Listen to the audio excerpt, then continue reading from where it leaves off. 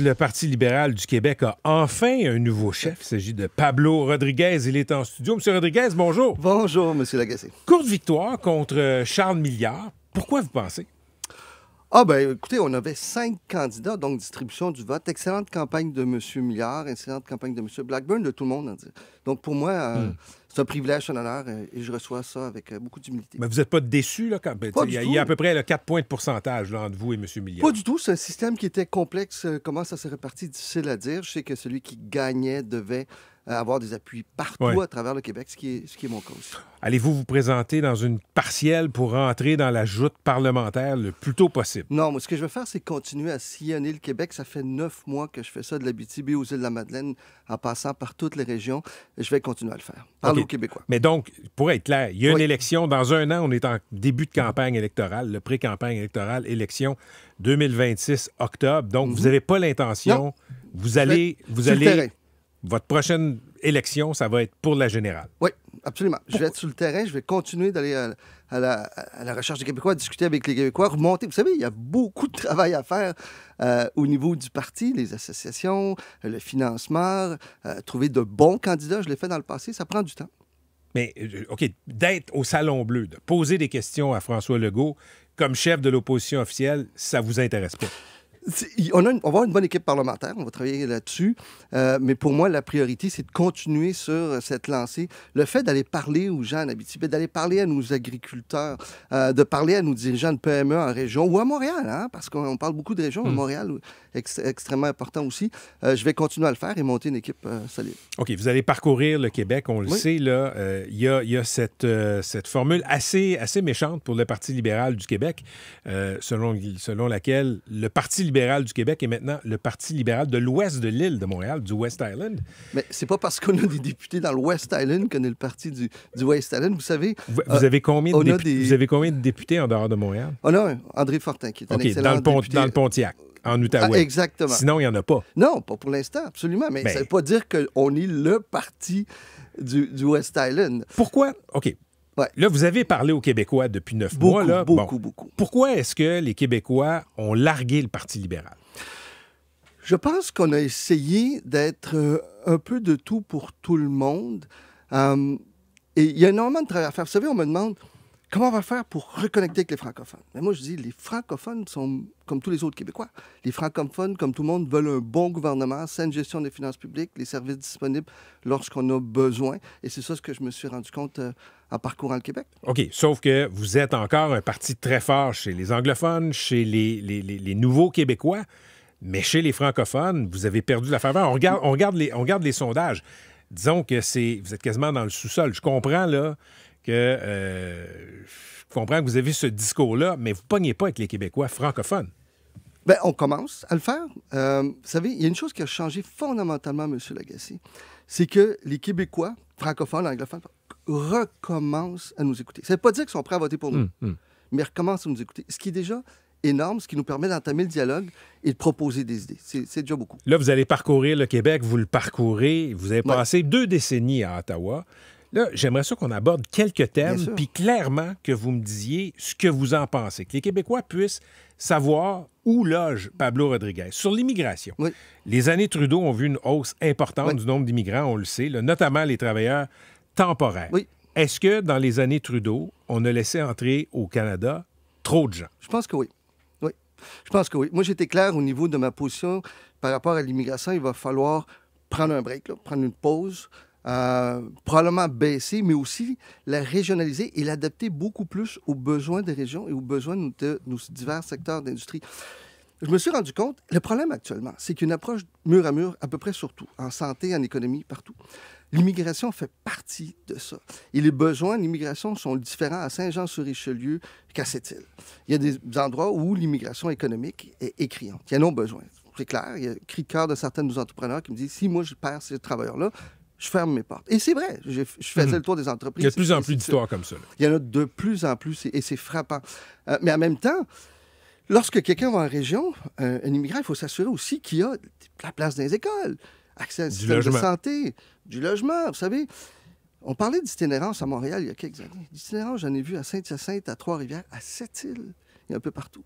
Alors, c'est un phénomène partout à travers le Québec auquel il va falloir s'attaquer aussi. Vous me dites que dans les années Trudeau, on a laissé entrer trop de personnes, là, les catégories d'immigrants, par exemple, temporaires, les travailleurs temporaires, il y en a eu beaucoup. Mais quand vous étiez à la table du Conseil des ministres, là, M. Rodriguez, est-ce que vous leviez à la main pour dire ceci n'a pas de bon sens? Ou vous êtes resté silencieux? J'ai toujours défendu mes points de vue.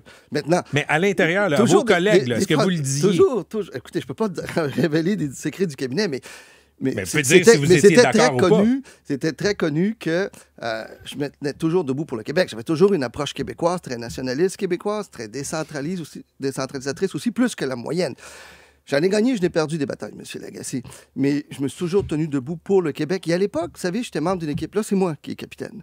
Et c'est comme ça que je demande d'être jugé avec, comme ma propre personne, ma propre équipe, mon propre programme. Mais je veux pas être plate, mais vos 20 ans à Ottawa vont être un sujet de conversation. Absolument. Comprends que vous voulez juger sur l'avenir, là? Puis je ne renierai jamais rien. J'étais là. Je l'assume. La CAQ est en train d'étudier les cibles d'immigration permanente. Là, les scénarios, là, ça va pour 26 à 29, 25 000, 35 000 ou 45 000 immigrants permanents. Présentement, le 2025, c'est 66 000 immigrants permanents au Québec. Votre cible à vous, si vous êtes élu en 2026, c'est quoi? Si je peux me permettre, vous demander basé sur quoi? Excusez-moi? Leur cible? Oui. Basé sur quoi? Sur quel rapport? Sur quelle étude? Ils sont en train de faire les permis. Ils sont en train de faire ça. C'est ça, ils donnent des chiffres. Mais regardez, vous devez avoir, j'imagine, en tête, si aujourd'hui le barème 2025, c'est 66 000 immigrants permanents qu'on va admettre, comment vous voyez ça? Est-ce que c'est assez? Est-ce que c'est dans la bonne fourchette ou est-ce qu'on est trop, on n'est pas assez? Il n'y a pas d'études, M. Lagacé, qui back ça. Ce que je veux vous dire, si vous me permettez une seconde, je reviens exactement à ce que j'ai dit tantôt. Ça doit être basé sur des consultations à travers le Québec. Le problème, c'est que vous avez un gouvernement qui arrive et dit « Nous, c'est ça ». Et on leur demande l'étude, il dit « On n'a pas, mais c'est ça ». Attends, mais en Abitibi, au Saguenay, c'est peut-être pas ça, là. Et c'est là ce que je veux faire. C'est pour ça que je vous dis l'importance de rester sur le terrain pour pouvoir arriver avec un chiffre basé sur quelque chose de concret. Loi 21 sur la neutralité religieuse de l'État. Vous êtes élu premier ministre, M. Rodriguez. Là. Vous la maintenez, cette loi-là, ou vous la supprimez? Là, c'est en cours. Là, je touche à rien. Là. Ce qui est en cours est en cours. Ce que je ne ferai pas, M.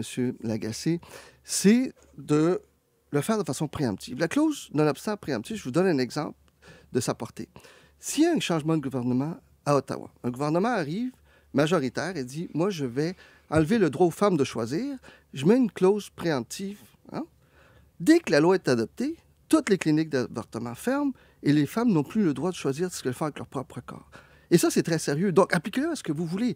Pour moi, le problème fondamental avec l'approche préemptive, c'est que ça élimine toute forme de débat politique et juridique. Donc, pour vous, la clause nonobstant, la clause de dérogation, on utilise ça après un jugement des tribunaux. Oui, moi, j'ai pas de problème avec l'utilisation de la clause nonobstant. Ça fait partie du consensus constitutionnel. Je vais vous la poser différemment, la question sur la loi 21. C'est une bonne loi? Ben, c'est parce qu'elle est vendue comme étant la loi sur la laïcité. Mais expliquez-moi pas la loi. Est-ce que c'est une bonne loi pour Pablo Rodriguez? Ben, je pense que la laïcité doit être respectée, c'est fondamental, OK? Mais si vous me permettez 2 secondes aussi, on dit que c'est la loi sur la laïcité. Non, la loi sur la laïcité, en fait, tout ça est beaucoup plus complexe et plus large. Le Québec est une société laïque. OK. Oui ou non? Est-ce que la loi 21, c'est une bonne loi? Elle a des éléments qui sont bons, des éléments qui ne sont pas bons, mais encore une fois, il faut regarder ça de façon beaucoup plus large. Vous avez eu le temps de la regarder. Sur la question, non, puis aussi la façon dont elle a été appliquée de façon préemptive, ça, c'est un problème. Troisième lien, sujet très polarisant à Québec, même ailleurs au Québec. Tout le monde a une opinion sur le troisième lien. Est-ce que vous arrêtez les travaux ou est-ce que vous les poursuivez si vous êtes PM? Ben, encore faut-il savoir quels travaux, M. Lagacé? Allons-y avec le tracé qui a été présenté par Mme Guilbeault. Non. Moi, c'est clair que non. Moi, ce que j'ai dit, c'est que j'appuie la seule, en fait, étude crédible, basée sur des analyses d'experts, etc., celle de la Caisse de dépôt, qui est un tunnel sous le fleuve avec un tramway, avec une multitude de parkings, de stationnements incitatifs où on laisse des milliers de voitures chaque semaine. Mais vous le faites passer où si vous êtes PM? Au centre, écoutez, les tracés exacts, ça, c'est des experts qui le déterminent. Mais ce qui vous permet, selon l'étude, encore une fois, de la Caisse de dépôt, de faire le centre-ville de Lévis ou centre-ville de Québec en 6 minutes, aussi en enlevant des voitures. Mais vous êtes d'accord avec un troisième lien? Pas routier, oui. Sous le fleuve, tramway. Tramway? Oui. Pas pour les autos? Non. Ça va venir à Québec, ça? Oui. Puis vous êtes prêt à prendre, prendre le coup politique? J'assume totalement, absolument. C'est 15 milliards, M. Lagacé. Là. Vous avez les hôpitaux qui... Non, on parle de Maisonneuve-Rosemont, on en a d'autres aussi là, qui croulent. Actuellement, vous avez des défis au niveau de la santé, ainsi de suite. Moi, je comprends les défis des gens de la Rive-Sud de Québec. Ma belle famille, là, moi, ça fait 27 ans. J'étais là hier. J'étais à l'hôpital Hôtel-Dieu de Lévis pour des raisons familiales. Ça fait 27 ans que je vais là. Je le vois qu'il y a des défis de mobilité, mais ça passe pas juste par un troisième lien. Il y a énormément de choses à faire au niveau de la mobilité globale. Mais investir aujourd'hui 15 milliards et changer d'idée à chaque semaine, non. On a un déficit de 14 milliards au Québec. C'est un déficit record. On a été décoté par une des agences de notation. Ouais. Est-ce que c'est un problème québécois ou c'est un problème caquiste? Bien, la CAQ a fait des choix qui, à mon avis, sont mauvais. L'envoi des chèques, par exemple, je pense que c'est une erreur. Des chèques aux citoyens? Oui, cet envoi des chèques-là, oui, c'est beaucoup d'argent. Vous savez, c'était 11 milliards il n'y a pas longtemps, on est rendu à 14. Et je vous annonce que vous savez déjà, M. Lagacé, c'est plus que ça. Là, déjà. On sait que déjà que ça va être 15 et plus. Donc, il y a des décisions importantes, des décisions difficiles à faire. Et ce qu'on va parler aussi en équipe avec... Vous savez, j'ai bâti une équipe économique solide avec Martin Coiteux, avec Frédéric Beauchemin, qui s'est joint à ma campagne, à Jacques Nantel, qui me conseille également. Et on va arriver avec un plan économique sérieux, mais on va aussi miser sur la croissance. Il faut vraiment miser sur la croissance, aider nos régions. Quand vous me dites Martin Coiteux, je pense à austérité. Non, mais Martin Coiteux est un homme... Parce qu'il a été associé à ça. Oui, mais il y a un homme qui a une vision de l'économie globale. Il est fascinant. J'ai appris à le connaître. C'est quelqu'un qui a une vision beaucoup plus large que ce qu'on lui attribue comme titre. Mais M. Rodriguez, il n'y a pas de miracle. Là. Soit l'État va chercher plus de revenus ou dépense moins. Je veux dire, quand vous allez arriver, si vous êtes élu premier ministre dans un an et des poussières et que le déficit est, disons, de 16 milliards, c'est quoi votre recette? Il faut jouer sur les deux côtés. Mais la CAQ dit la même chose que ce que vous dites là. La CAQ nous a dit on va être un gouvernement là, de comptables. Oui. C'est ce qu'ils ont dit, là. Oui, mais votre plan, on le sait, on s'en souvient que la CAQ a dit ça. Vous, votre plan, c'est quoi? C'est quoi le miracle pour multiplier les pains des deniers publics? Bien, il faut travailler. Regardons du côté l'augmentation des revenus. Il y a énormément de potentiel au niveau de nos ressources naturelles. Il faut aider nos PME. Regardons toute la question de la fiscalité des entreprises. Enlevons donc un petit peu de paperasse.